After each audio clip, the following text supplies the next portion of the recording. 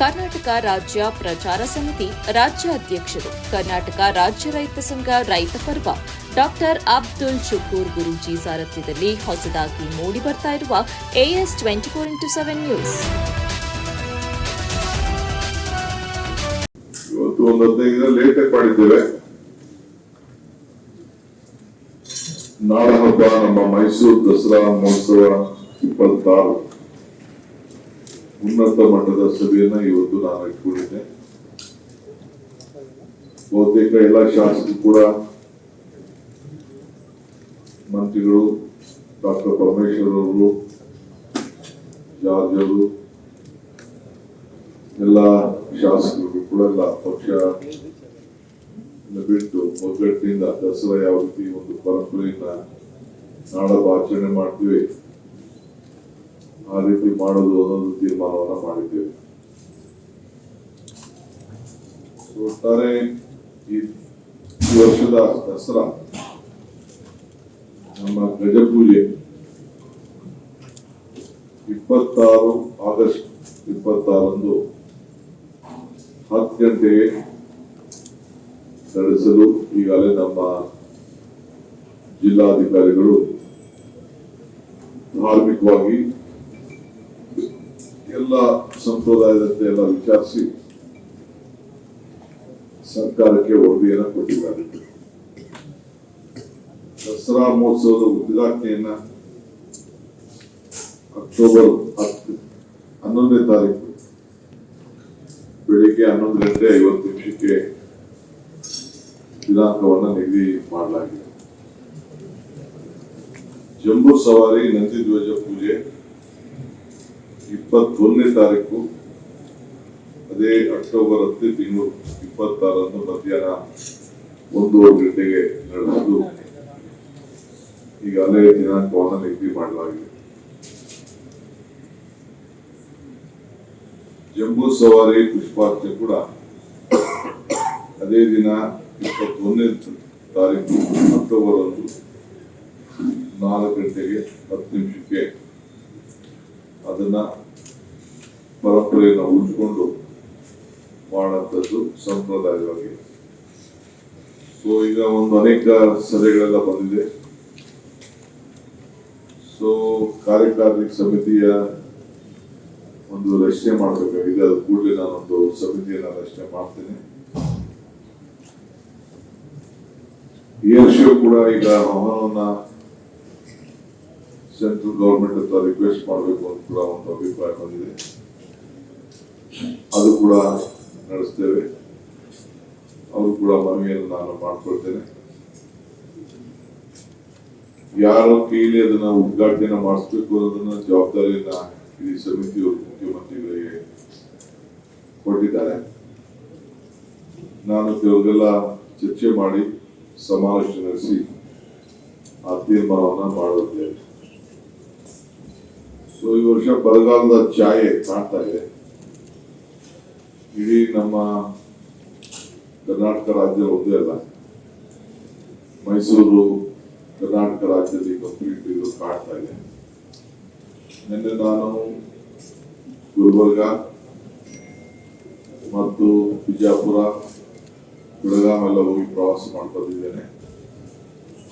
ಕೆಲವು ಕಡೆ ಬೆಳಗಾಂ ಕಡೆ ಸ್ವಲ್ಪ ಮಳೆ ಕಾಣ್ತಾ ಇದೆ.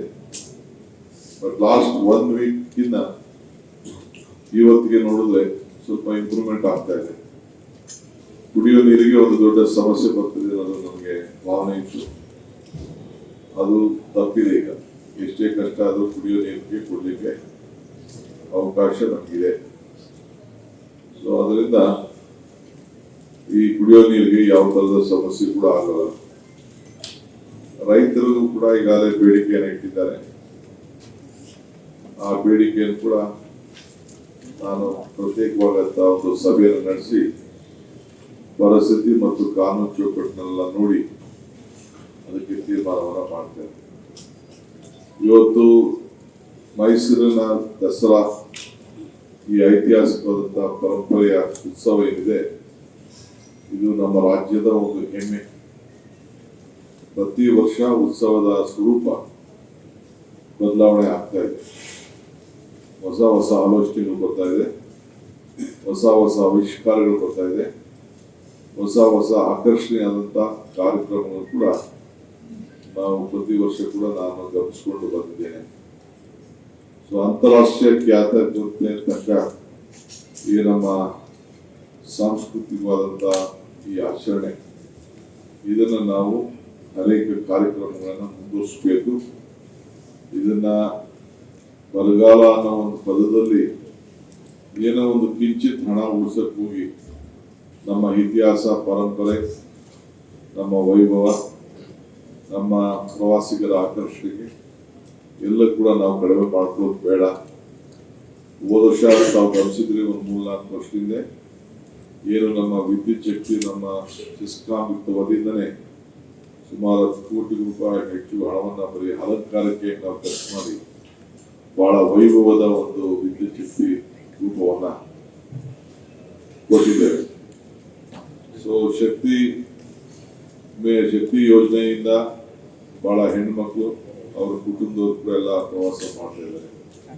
ನಮ್ಮ ಸ್ಥಳೀಯ ಶಾಸಕರಂತ ನಮ್ಮ ನವೀನ್ ಸೇಠ್ ಅವರು ಮತ್ತು ನಮ್ಮ ಶ್ರೀವತ್ಸ ಅವರು ಮತ್ತು ನಮ್ಮ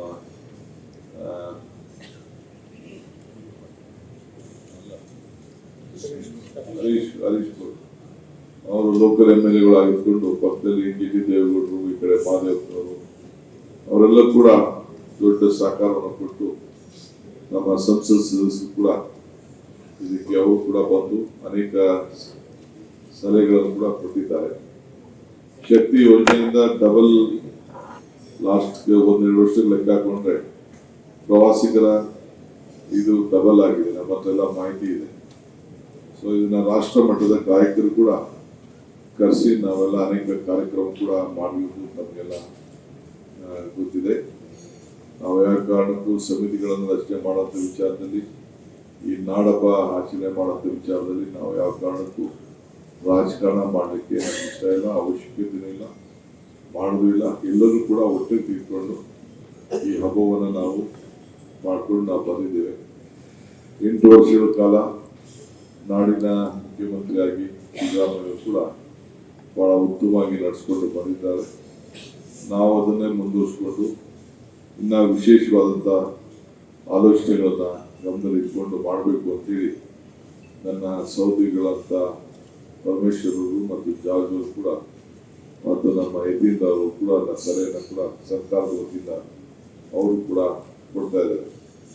ಸೊ ಅದರಿಂದ ನಾವು ಇದನ್ನ ಬಹಳ ವಿಜೃಂಭಣೆಯಿಂದನೇ, ಅಂದ್ರೆ ವಿಜೃಂಭಣೆಯಿಂದ ಹಣ ಖರ್ಚು ಮಾಡೋದ್ರಿಂದ ವಿಜೃಂಭಣೆ ಅಂತ ಅಲ್ಲ, ನಮ್ಮ ಆಲೋಚನೆಗಳು ಯಾವ ರೀತಿ ಹೊಸ ಹೊಸ ಚಿಂತನೆಗಳನ್ನ, ಸಲಹೆಗಳನ್ನ ಅನೇಕರು ಕೊಡ್ತಾರೆ, ಅದನ್ನೆಲ್ಲ ಗಮನದಲ್ಲಿಟ್ಕೊಂಡು ನಾವು ಈ ಪರಂಪರೆಯನ್ನು ಉಳಿಸ್ಕೊಂಡು ಹೋಗಲಿಕ್ಕೆ, ಈ ದೇಶದ ಇತಿಹಾಸ, ನಮ್ಮ ಸಂಸ್ಕೃತಿ, ನಮ್ಮ ಶಕ್ತಿ, ಅದನ್ನು ನಾವು ಉಳಿಸ್ಕೊಂಡು ದಸರಾ ಆಚರಣೆಯನ್ನ 9 ದಿನಗಳ ಕಾಲ ದುಃಖವನ್ನ ದೂರ ಮಾಡುವಂತ ದುರ್ಗಾದೇವಿಯ ಪೂಜೆಯನ್ನು ನಾವು ಮಾಡ್ತಾ ಇದ್ದೋ.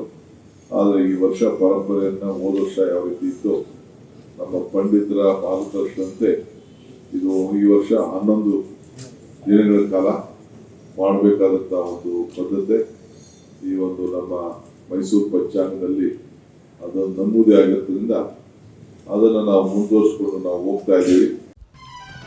ಕರ್ನಾಟಕ ರಾಜ್ಯ ಪ್ರಚಾರ ಸಮಿತಿ ರಾಜ್ಯ ಅಧ್ಯಕ್ಷರು, ಕರ್ನಾಟಕ ರಾಜ್ಯ ರೈತ ಸಂಘ ರೈತ ಪರ್ವ ಡಾಕ್ಟರ್ ಅಬ್ದುಲ್ ಶುಕೂರ್ ಗುರೂಜಿ ಸಾರಥ್ಯದಲ್ಲಿ ಹೊಸದಾಗಿ ಮೂಡಿಬರ್ತಾ ಇರುವ AS 24x7 ನ್ಯೂಸ್.